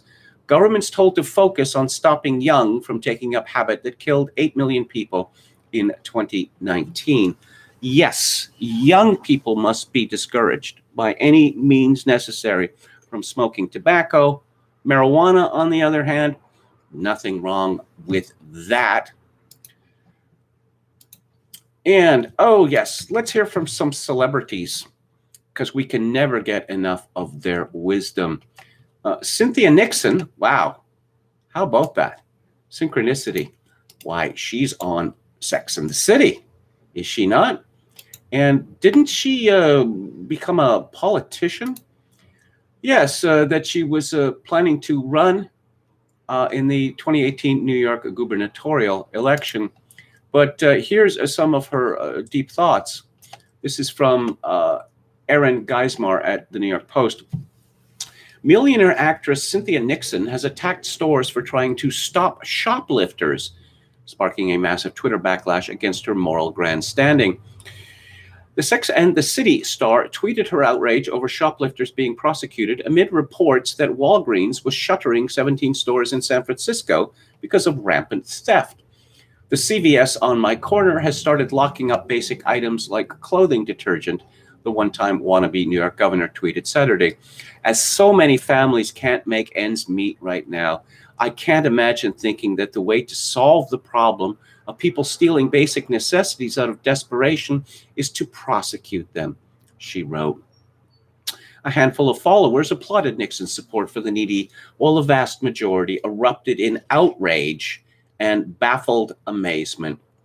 A former prosecutor, Thomas Kenneth, who is running for Manhattan District Attorney, responded, "Why don't you leave the doors to your posh co-op unlocked and the closets and freezers stocked? Those in need can come help themselves." It was a message shared by many others, with some noting that the actress, who is reportedly getting $1 million an episode for the Sex and the City reboot, lives in a $3.25 million home in swanky NoHo in Manhattan. You live in a neighborhood of $3 million apartments and townhouses. No one at your CVS is desperate to steal basic necessities, someone on Twitter told her. Another person insisted that it showed that Cynthia lives in a different world and was virtual signaling. And here's the best from @HipChecked. I would love to know when Cynthia Nixon last bought a box of laundry detergent and if she has ever stepped foot inside a CVS. Yes, a little class consciousness there. And another celebrity who is quickly becoming the most hated man in the world, and who could see that coming. This is from Lottie O'Neill at the London Daily Star. Prince Harry blasts world as depressing and believes it is making us sicker. His latest, he also spoke of how parents aren't equipped to help their children with daily stresses as they're growing up. Yes, let's all make children wear masks at all times. That will do wonders for their cortisol levels. This was on the new episode of The Me You Can't See, The Path Forward with Oprah Winfrey, which aired on Apple TV today. The Duke of Sussex asked a mental health expert if climate change and social media, one of the changing factors in the world, should just be adapted to, and whether children need to build resilience. In a virtual town hall discussion meeting with a panel of mental health experts from across the globe, the Prince asked Sean Robinson, chief executive of the Mental Health Foundation of New Zealand, with kids growing up in today's world, it's pretty depressing, right? That is the level of verbal fluency that we have become accustomed to now. Harry continued, depending on where you live, your home country is either on fire, it's either underwater, Your houses or forests are being flattened. Climate change is really playing a part in this, as well as social media. And I know lots of people out there are doing the best they can to fix these issues. More of what Harry Markle calls Harry's word salad. Oh, and apparently blackmail. Is that what we have here? This is again from the Daily Star. Harry and Meghan Mertz could press the nuclear button if Queen dares to remove royal titles. And apparently the nuclear button is pointing to some member of the royal family and saying racist, racist, racist. Okay. Let's look at the chat before I move on to the book club. And I'm going to, just give me a second here, I'm just going to open the book that I'm going to be discussing. But let's see what the chat has to say. You know, if you look back at the time when Harry married Meghan Mertz, Meghan insisted that the spectacle be as grand as the marriage of his brother. Of course, his brother is the heir apparent, whereas Harry is merely the spare, as they say. And Meghan Mertz got her wish, and some black cleric from the United States was brought in because of its relevance to Britain. But there was this enormous wave of goodwill towards this couple, and they've pissed it all away in Britain, and they're coming close to pissing it all away in the United States as well. Okay. Who are we talking about here? I wonder if the CEO of Pfizer got his shot yet, says Geez, he's Tal. Okay. She was also in Amadeus, Kevin, one of your favorites, I know. I don't know who we're talking about. Oh, yes, Cynthia Nixon. Someone says she was actually kind of cute in her younger years. Actually, she kind of was, I suppose. Maybe the world is getting sick of Prince Harry, says Geez, he's Tal. Nixon would be a scary sight at a CVS, says Texas Feral Hog. Oh, Jim Smith says to Anne Run, she's still attractive, but next to her girlfriend, she is a beauty. Yes, that's a stereotypical comment, I guess. But if you take a look at Cynthia Nixon next to her wife, yes, there's a reason why stereotypes exist.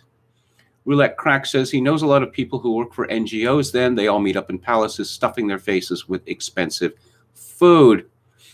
Palpicasso88 says Cynthia Nixon's girlfriend looks like Danny Bonaduce let himself go. Roulette Crack says, what a grift, emotional blackmailing of people who have unearned wealth and are worthless blobs. Sell them a package whereby they can claim to be useful. You know, it's taken for granted now that we should pay more attention to the opinions and policy prescriptions of people who tell us that they are mentally ill. This is truly end of civilizational stuff, because any sane person knows to give less credence to statements and policy prescriptions made by people who admit that they are deranged. But no, Prince Harry, please tell us how to save the world. Something climate change, something social media. Ooh, wow, that is profound. So our book this week is called Cultured Grugs, Dispatches from America in Collapse. And it is published by Antelope Hill Publishing. And it turns out that the author is John Borzoi Chapman, but apparently his real name is Edward Chang. He was a Chinese fellow adopted by a white couple as a youth. And it seems that I got into it with him on one of Luke Ford's live streams, a couple of years ago. Someone pointed this out to me, and I had completely forgotten it.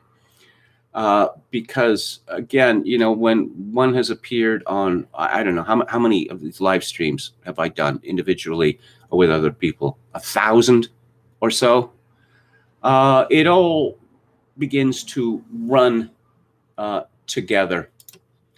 So, and apparently the dispute was about Israel, because apparently Israel is such an important consideration.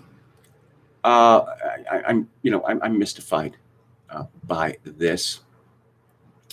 This is a collection of essays that had appeared in the American Sun, which is a valuable website, the founder of which used to have a big social media presence, and we went back and forth quite often before he decided to redirect his energies. There are essays from Ray Spores and some new essays. And let's start with the preface. John Chapman, or Borzoi Boscovich, or Edward Chang writes this year, book was published this year, Cultured Grugs, my collection of essays written since 2018, is a work that was only made possible by the extremely online addiction to cultural gawking. Readers will find the work is timeless, not in the sense that its proof stands the tests of time, but that the work simply has no sense of time. Where Western civilization once held notions of continuity and progression, technology's obliterating influence on what cannot be computed has made it so that whatever may be called history and culture finds itself chewing the cud of the past, spitting it up, and regurgitating it again. Any attempt to untangle the decade past us now by future historians will find themselves more enamored by the personalities of hyper-real politicians than anything that really happened. These essays are a snapshot of that time during the late 2010s, when the cringe-inducing Great Awakening had ossified into the culture, and when the nominal opposition to it came in the form of message board cults and reality star heroes. Civilization never seemed more post-apocalyptic. The project of our civilization is a finished one. A young Francis Parker Yockey, 23 years old at the time, with the annihilation of Europe in the Second World War now begun, penned an essay on life as an art during his studies at Notre Dame University. Explicating his neo-Spenglerian philosophy, he declared the Western project to be finished, writing, "But the present form of our world knowledge leaves no doubt that the Western soul has in this field closed its cycle of development, and that the future of development of this soul is not in religion, philosophy, art, and science, but in the field of technical, economic, and political activity. The Western soul has become finally extroverted. It has entered the last stage." And Chapman continues, "We are now living in the detritus of this final stage, its destiny hijacked by hostile aliens, will to power pederasts, and small-souled sycophants. The Caesarism of the future has skipped right to its," and he refers to a famously corrupt Roman emperor whose name I have trouble pronouncing, "leaving its peasants and déclassé dissidents to pick through the flotsam and jetsam of the West and become Jonathan Bowden's cultured thugs. There is no school for culture, however, rendering education a foolish and schizophrenic errand at a time when the avenues of discovery are being swiftly snipped. Man and grug can only learn now in between failed e-dates, the simulated pump of the gym, and the omnipresent despair of staring at a screen. What he learns is like the pioneers on a dark continent, comparing notes and maps, weighing each madman's claims of gold and monsters against each other." I have to say that this, from the beginning, that this book is exceedingly well written. And it's clear that Chapman, or whatever we want to call him, had understood what political correctness has led to, what the Great Awakening has led to. It's led to, well, several things, but one of which is a war on white people, especially white males, with many white quislings cheering our enemies on. That woman who was shot in London at a house party in Peckham last week, she had boasted on Twitter that in the future, all white people would be slaves of black people. Now, of course, this did not lead to her canceling, because there's nothing that a woke black person could say that could possibly lead to their canceling. I mean, when you live in a time when radicals are talking about making white people literal slaves, one of the astonishing things, and this is a sin that Chapman is certainly not guilty of, oh, that's just talk. Oh, that's just hyperbole. Oh, she's very angry. Oh, and angry people never follow through or attempt to follow through with their threats. Actually, quite often they do. So he writes in the preface, every wise man is a religious man at heart, both to hedge his bets and to find his necessary transcendence. I am a religious man, and prayer does not come easy, but I do offer up one prayer to God, leave a light on so we can find our way back home, because as far as I can see, tonight is dark and the stars do not shine. Now, obviously, I am a couple of generations older than John Chapman. And, it's difficult for a person as old as me to appreciate the grim reality of millennial life in the United States and in my own country, because I have happy memories of better times. But millennials, and certainly the Zoomers, have grown up in an age of very low expectations, and with further expectation that things are only going to get worse. The Quislings can call for the annihilation of white people with the hope that this will earn them status and a role in the elite, but it's not going to. You see, because, they're looking for non-white people to be allowed to enter into the elite. And it's not going to do them any good, but I guess they don't know any better. They've grown up their whole lives in countries where they're encouraged to spit on their traditions, their history, their customs, their own people. The first essay in this collection is about the Sky King, the man who stole a Bombardier jet in Washington State. And despite having no flight training, managed to amaze experts with his barrel rolls and the like. And he crash landed this plane on a small island. There was only one death, his own. And to the, how would I say, discomfort of the elite, the Sky King became something of a hero. Chapman writes, the snark set likes to sneer at notions of whiteness when they know full well what it is. If the admissions office of the University of Michigan and every human resources rep in this country know what whiteness is, then you, with your 100K ticket to perpetual box wine parties and SSRI stares with your cat, certainly know what it is. This is not open to discussion. This isn't about parrying the disingenuous and bad faith rhetorical gotcha questions, however.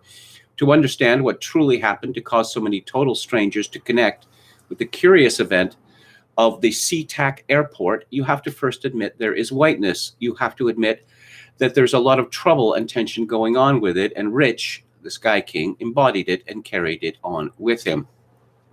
There's something genetic, cultural, and spiritual that drove men like Rich's ancestors to go, yes, I'll climb into this godforsaken man-made vessel and launch myself to the unknown ends of the earth at risk of life and limb.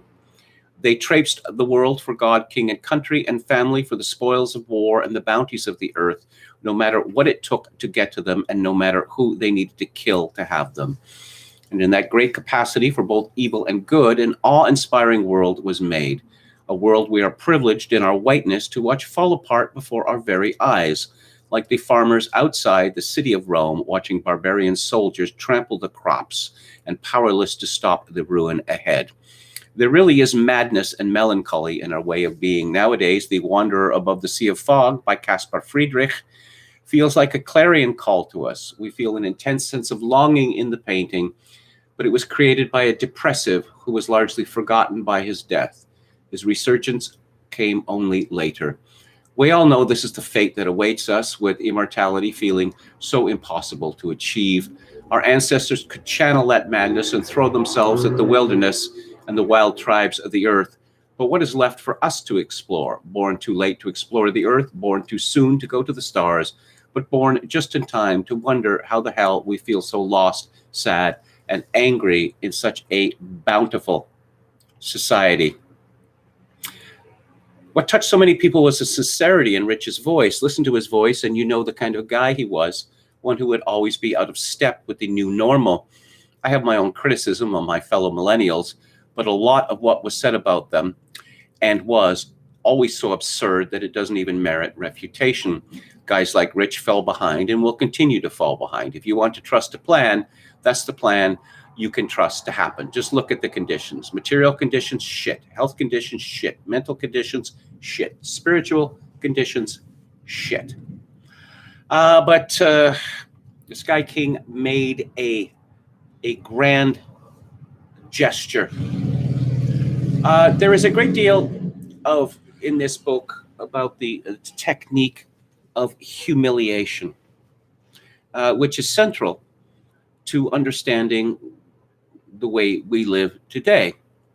It's not enough for white people, particularly white men, to be replaced by foreigners, to be passed over for university admissions, medical school admissions, etc., etc., etc. No, they must be humiliated. It must be brought home to them as forcefully as possible that they are scum, that they are, as Susan Sontag famously said, the cancer of human history. He writes about the hottest book of wokeness, Robin DiAngelo's White Fragility. In comments, you may have heard that White Fragility is an academic book. It is not. While you may scan the back of the book and find numerous questionable citations, the persistent problems of replicability and academia covering each other's tracks. To actually read the book is to discover that DiAngelo's extra fat pamphlet reads more like the diary of an over-socialized Congregationalist preacher. In page after page, DiAngelo recounts countless anecdotes of things that totally definitely happened where white employees resisted their company-mandated diversity seminars, the resistance being an insidious venom that DiAngelo calls white fragility. Now, the use of the invention of this term white fragility, well, I have to say, is a burst of genius, because white people are the least fragile on earth. To wit, going on more than 30 years now, people such as Jesse Jackson and others have said openly that, hey ho, Western Civ has got to go. Oh, yes, Dante and Mozart and Shakespeare and the like, old dead white men, who cares about them? And you only made a fuss about them because they're white. And somehow white people did not explode in outrage and violence. And they're not exploding now, despite the use of the now routine use of exterminationist language. Among the personal anecdotes that DiAngelo expects you to take seriously about how unserious white people are about their inherent racism is a text conversation she had with another bourgeois friend of hers who found a black New Orleans neighborhood sketchy, or the time that a German woman at one of her seminars insisted she wasn't racist because as a little girl she saw the black American soldiers and thought they were so handsome.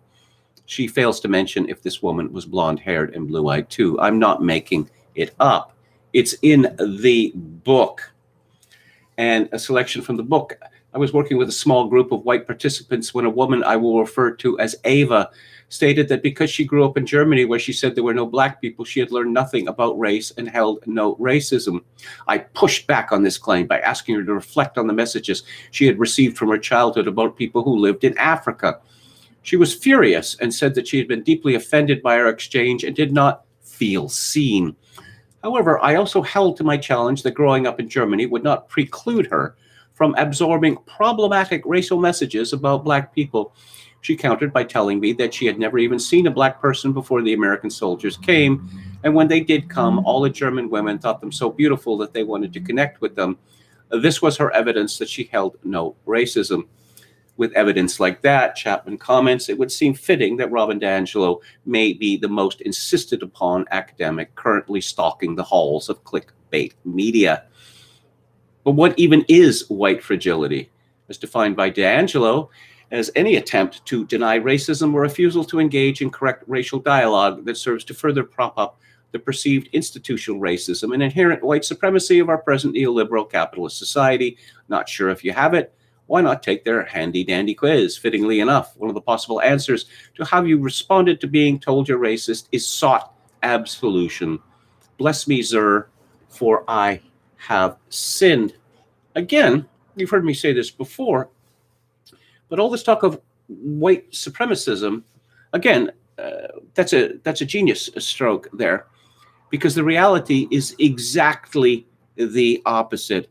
Hey, you're from Ethiopia, and your country's been, torn apart by wars and revolutions and the like, communist control. Why don't you head on down to the United States?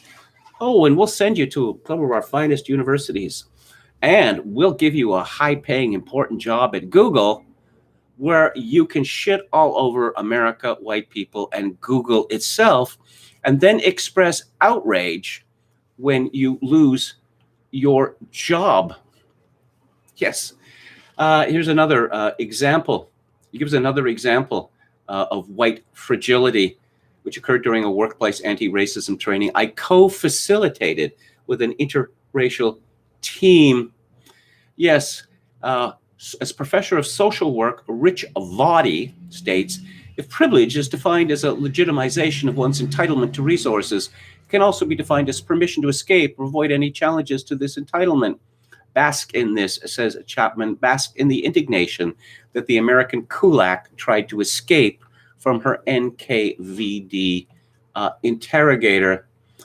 Yes, and Chapman introduces the concept of piss earth, which is the world that we will live in 2025, or the world that we live in now.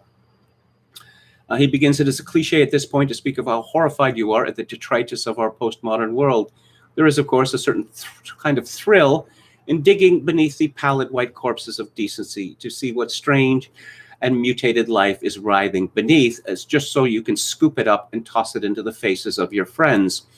However, it has become rote and formulaic to look at just another story of neoliberal capitalism functioning in its just as planned absurdity, and pull out the clown horn to signal to your friends how far we've fallen and how far left there is to get to hell. Our receptors for rage-flavored dopamine need something more. Our haterade must be topped off. So I come to you as a prophet and offer you a vision of the world to come. I offer you Piss Earth 2025. When one hears the name Piss Earth, it may conjure up images of ammonia-scented oceans of fetid yellow water, ebbing and flowing in tide under a blood moon in a night sky bereft of stars, while little islands of human refuse taper across the logs of flotsam and jetsam. The spirituality of such a world is not that far off. The seers who are blind know that they were blessed to have lost their sight. You, too, may find yourself in such a state, like Oedipus staring wistfully at the golden pins after his terrible, horrible, no good, very bad lunch date with the shepherd. Like Oedipus, you're all tainted motherfuckers. Now, I'm just... The neoliberal world that we live in, of course, is a world where massive corporations, massive multinational corporations who have no headquarters, they're not based in any country, really. They're stateless.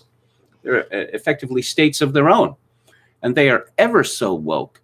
And there's no progressive nostrum that they will not only praise, but demand that everyone else praise as well.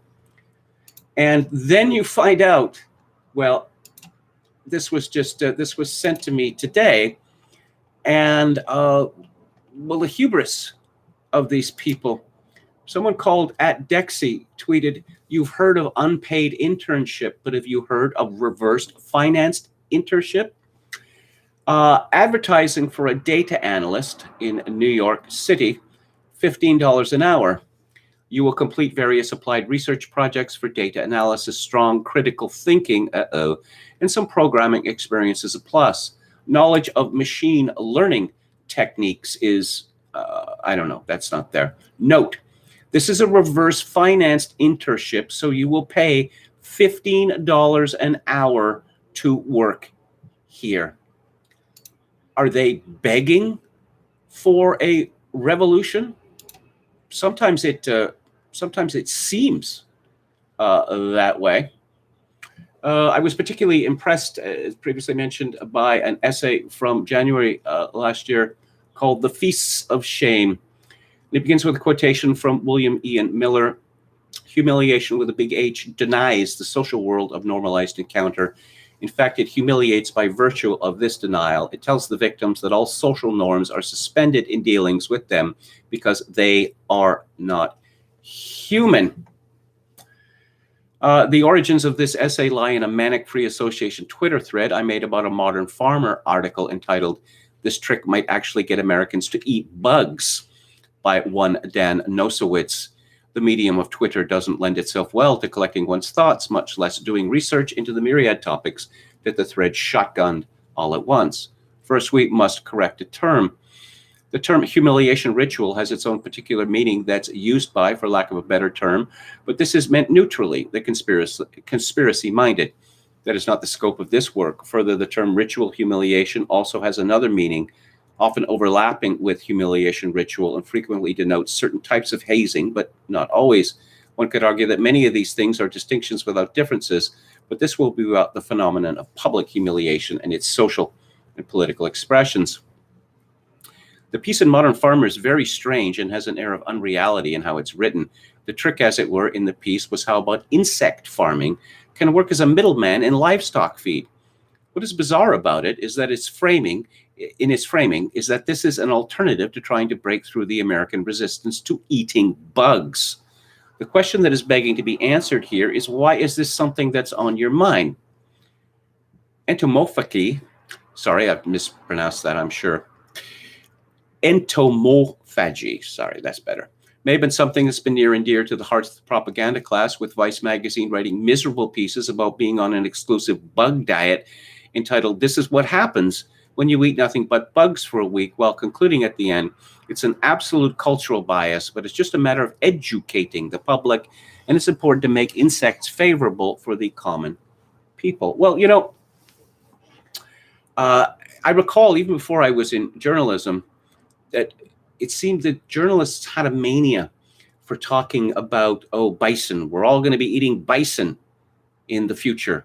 We're all going to be eating ostriches in the future, or something like that. And the mania for bison and ostriches and other exotic animals, it never really took off. But again, you can see how we're being gaslighted about this, that the elite has seemingly determined that we all have to stop eating meat, because meat is wicked in all sorts of ways, I suppose, because it's associated, primarily because it's associated with masculinity. What are we going to eat instead? Grass clippings, flavored grass clippings. That's what these not meat burgers are. Grass clippings. Yeah. We're going to graze on grass, well, like a cow. And that's the intermediary step to us eating bugs. And this is real. The number of tweets I see, articles written, cicadas.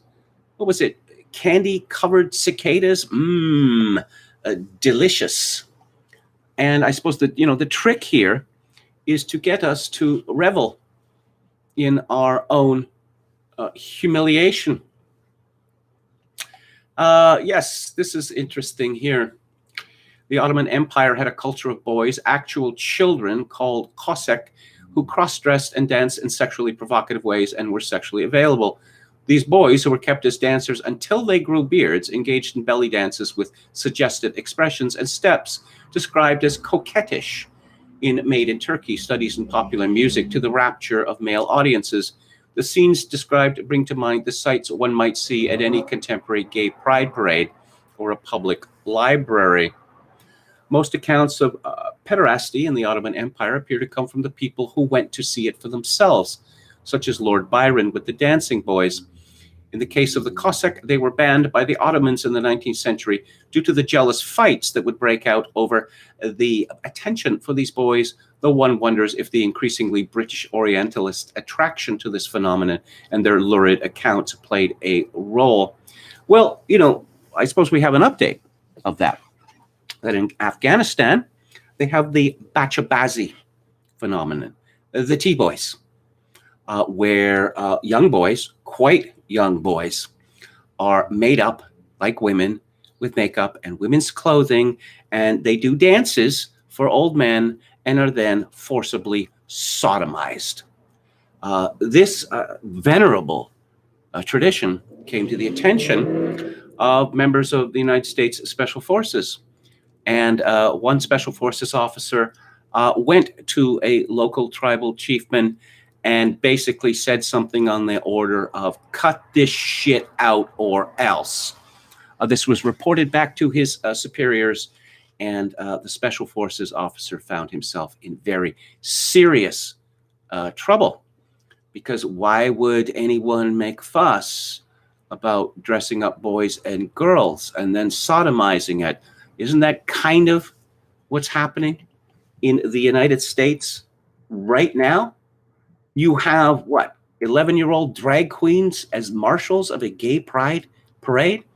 Now, of course, we're told that any connection between the one and the other is outrageous and possibly actionable. But, I think this was the LA Pride Parade, that when this notion was advanced, how is it that the pride leaders, the gay leaders, didn't say, what, are you kidding? No, we're not going to do this.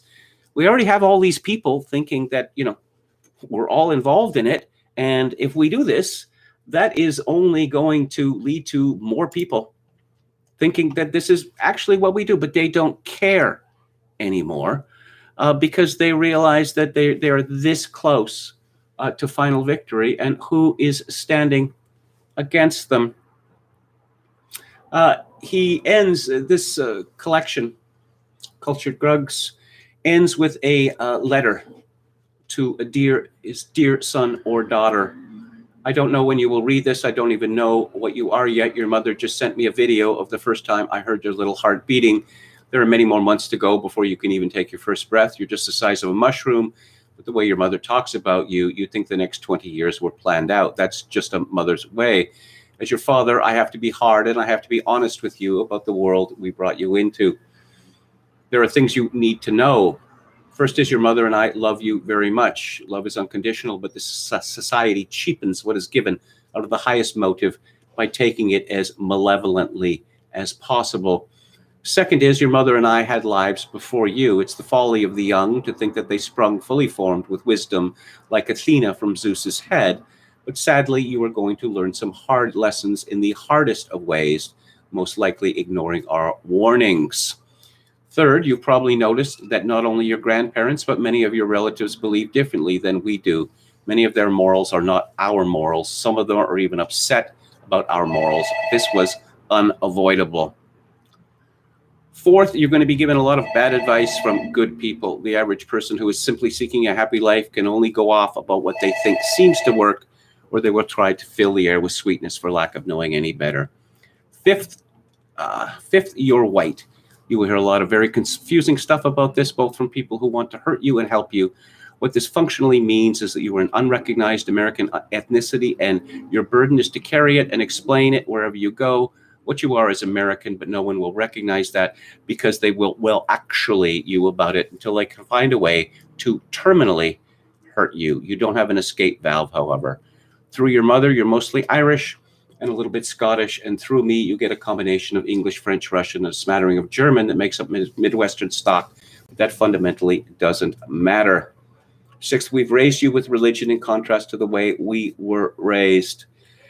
And there's a lot you will need to learn, but keep these maxims close and you'll never go wrong. It's okay to be white and angry. All porn is child porn. Family is a haven in a heartless world. Nature is balance. The struggle is sacred. No rights, only duties. So we see here that Chapman has not surrendered to despair. He does not repine. And, the best way to do this is to make an invention in the future by making children and raising them correctly. Molti bambini, as the Italians say. I was very impressed by this book. When I was informed that I had actually gone toe-to-toe with this John Chapman fellow previously, I thought, are these going to be sort of despairing rants? But no. It's not. The book is very well written, and I highly recommend it. And again, the book is by John Chapman, and it is published by Antelope Hill Publishing, and it's called Cultured Drugs, Dispatches from America in Collapse. It has a 5-star rating on Amazon, and surprisingly, a 4.58 rating on Goodreads. Let's have a final look at the chat. Don Willis, KMG is unflustered by yells, sirens, and guest phones. A true champion. Well, thanks. That was the hotel phone, which never rings. The front desk wants to speak to me about something. I can't imagine what. Texas Feral Hog says, bison headache nauseating after a taste. Ogan's Iron says, Antelope Hill based. Ogan's Iron says, I'm quite adventurous, food, but resent the propaganda. It used to, people didn't carry on about food the way that they do now. That, I'm eating this, that, or the other. Well, I know, was it tasty? Was it real food and not junk food? That's good. It's good if you're eating that. But, even men are doing Rod Dreher. He's just the worst. He goes to Paris and he's shown praying hands in front of a plate of oysters. Seriously, like food is a religion to this man who can barely be described as a man. Actually, he's a male woman. I've had a hard time stomaching venison, and I live in Central Texas. Texas Feral Hog. My brother-in-law, he likes to go moose hunting. So upon killing a moose, it was carved up by butcher, and I was sent some of the meat, but it is so dry that it has to be liberally adulterated with a pork fat. Otherwise, people will not want to eat it. So let's talk about what is coming up on the show. On Theater Thursday next week, I am discussing Carol Reed's 1948 film, The Fallen Idol. And I'm going to be talking about, is it next week? Hang on, just let me get here. The band 10cc, I believe, on Music Monday. And I'm looking at a picture of the Fly National ad, I'm Joe, Fly Me, which 10cc made a hit song out of I'm Mandy, Fly Me. And hang on, let's find out what's coming up on the book club 7 days from now. And here we go.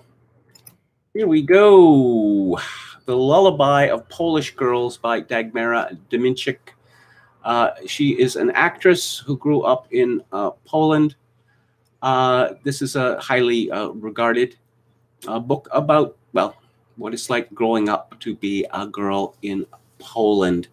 So I'm looking forward to that. That's it for this week. I'll be back on the air Monday at 4 p.m. Pacific, 7 p.m. Eastern. If you like the show or any part of it, I'd appreciate it if you click on the like button and subscribe to my YouTube channel if you have not done so already. A final comment from something Gameston, Rod Dreher, and Joe Walsh equals never Trumper to Wine Ant Pipeline. Yes, if you would like to send a donation to this live stream, which would be very gratefully accepted at this time, given my circumstances, my PayPal account is linked to Kevin_Grace@hotmail.com. Once again, Kevin_Grace@hotmail.com.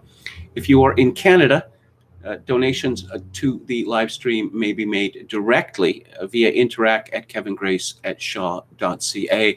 And as always, I leave you with this benediction. In these days of social atomization and civilizational collapse, or piss earth, as John Chapman would say, I do dearly wish that you, my dear viewers and listeners, manage to forge a genuine human connection in order to ease the burden. Good night.